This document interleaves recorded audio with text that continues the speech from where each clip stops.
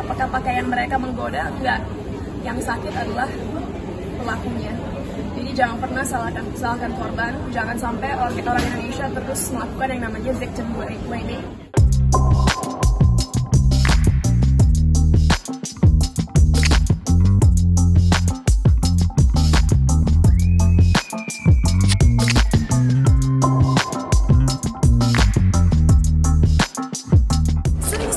Beritanya di sosmed, tapi sebenarnya nggak perlu kita mantau social media untuk tahu bahwa pelecehan dan kekerasan masih terjadi.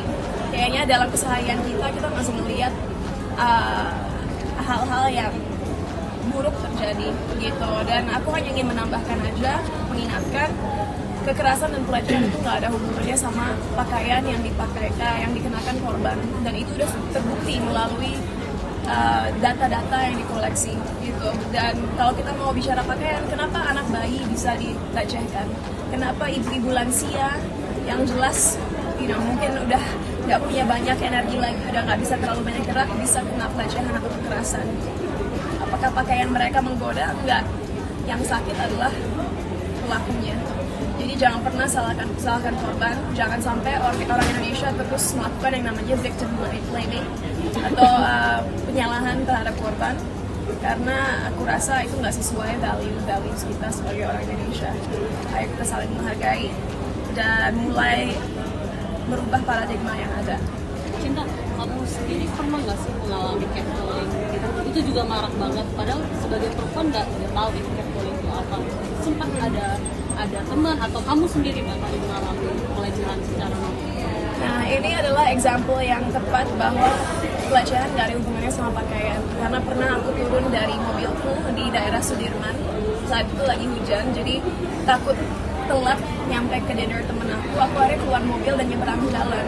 Dan itu tuh bener-bener pakaian aku, wah orang nggak mungkin kenal aku deh, pakai jeans, tangan panjang, pakai masker, pakai kacamata hitam, jujur kayak ninja. Terus tiba-tiba ada yang bilang, wow, seksi. Terus aku pikir, pertama aku mikir di kepala aku, seksinya dari mana? Karena semuanya ketutup. Kedua, ya karena aku marah, aku menggunakan teknik 5D.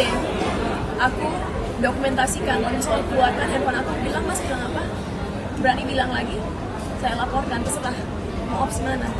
Dan itu aku tahu adalah sebuah privilege yang aku miliki untuk mempunyai keberanian untuk melakukan suatu hal kayak gitu. Tapi nggak semua perempuan atau korban berani seperti itu kan. Makanya teknik 5D itu bagus banget, karena kadang-kadang mungkin kita ada dalam situasi di mana kita merasa nggak aman, bahaya kita untuk intervensi.